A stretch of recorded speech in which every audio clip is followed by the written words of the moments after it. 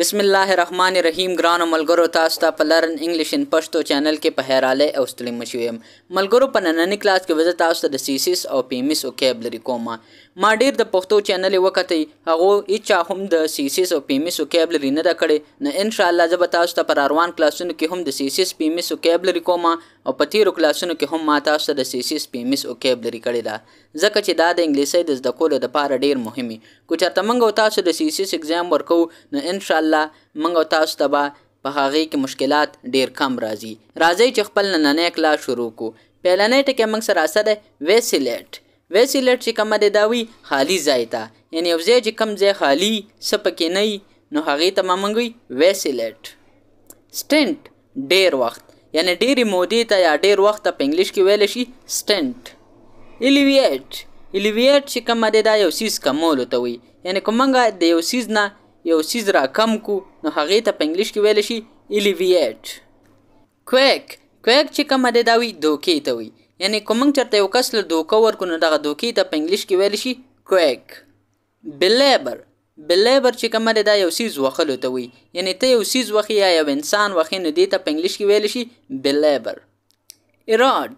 ایراډ چې کومه دی دا وي خراب ته، یعنې یو څیز خراب څیز ته موږ په انګلیش کې ویلی شو ایراډ. افنټ. افنټ چې کومه دی دا وي خفه کول، یعنې یو انسان خفه کولو ته موږ په انګلیش کې ویلی شو افنټ. کرټل.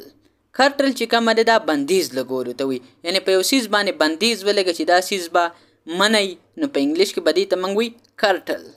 بیسټیل. بیسټیل چې کومه دی دا وي خوشحاله ته، یعنې انسان چې خوشحاله نو دې ته په انګلیش کې ویلی شي بیسټیل. میګر. میګر چې کومه دی دا وي لږ ته، یعنې یو څیز چې کم لګي نو هغې ته به موږ په انګلیش کې ویلی شو میګر. پینلټي جرمانه، یعنې یو انسان غلط کار وکړي او ته پې جرمانه ولګې نو دې ته په انګلیش کې ویلی شي پینلټي. ټبو. ټبو چې کومه دی یو څیز منع ګرځول، یعنې که ته وایې چې شراب منع دي نو دې ته به موږ په انګلیش کې ویلی شو ټبو. لایبیلس آزاد، یعنې انسان چې کم آزاد دي هغې ته موږ په انګلیش کې ویلی شو لایبیلس. بلیټرز بېعزتي، یعنې د یو انسان بېعزتي کولو ته په انګلیش کې ویلی شي بلیټرز. بینی اولنټ. بینی اولنټ چې کومه دی دا وي مفید ته، یعنې یو څیز ډېر مهم وي هغې ته به موږ په انګلیش کې ویلی شو بینی اولنټ. سرکمونټ ګیرول، یعنې یو څیز ګیرولو ته په انګلیش کې ویلی شي سرکمونټ. کولیشن. کولیشن یو ځای کېدل، یعنې یو کېدلو ته په انګلیش کې ویلی شي کولیشن. لیمنټیبل بوره یا خراب، یعنې لیمنټیبل چې کومه دی دا یو څیز ته خراب څیز ته موږ ویلی شو. سرکازم طنز. سرکازم چې کومه دی دا وي طنز کولو ته، یعنې یو کس ته موږ وایو چې وای دا ډېر ښایسته ایخته او د هغه ایخته خراب وي نو دې ته به موږ په انګلیش کې ویلی شو سرکازم. پامپس لوی شان والا.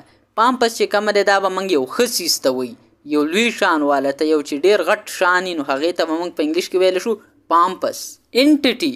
انټیټي چې کومه دی دا وي خستی ته، یعنې یو غټ سړي ته، یو مالدار سړي ته، یو عزت والا سړي ته به موږ په انګلیش کې ویلی شو انټیټي، یعنې خستی. لیویټیټ. لیویټیټ چې کومه دی په هوا کې اوچتول، یعنې یو څیز په هوا کې اوچتولو ته به موږ په انګلیش کې ویلی شو لیویټیټ. لیوډ ذلیل، یعنې یو کس ذلیله کول، د هغه بېعزتي کول، دې ته به موږ په انګلیش کې ویلی شو لیوډ. سنګپرایډ. سنګپرایډ چې کومه دی سکون ته وي، یعنې سکون آرام، دې ته به موږ په انګلیش کې ویلی شو سنګپرایډ. پوسټر. پوسټر چې کومه دی دا وي پالنې ته، یعنې تاسو په کور کې ځناور وغیره درسئ، تاسو د هغې پالنه کوئ، پرورش یې کوئ نو هغې ته به په انګلیش کې ویلی شي پوسټر. سینکټم مقدس ځای، یعنې مقدس ځای ته به موږ په انګلیش کې ویلی شو سینکټم، یعنې چې یو عزت والا ځای، یو ښه ځای نو هغې ته به موږ په انګلیش کې ویلی شو سینکټم. لیکس بې پروا. هلکه موږ وي دا کس ډېر بې پروا دی، د څیز پروا نه ساتي نو دې ته به موږ په انګلیش کې ویلی شو لیکس. کارډینل مهم. هلکه موږ وي دا څیز ډېر مهم دی، ډېر اهم دی نو دغې ته به موږ په انګلیش کې ویلی شو کارډینل. ډسټیټیوټ کنګال.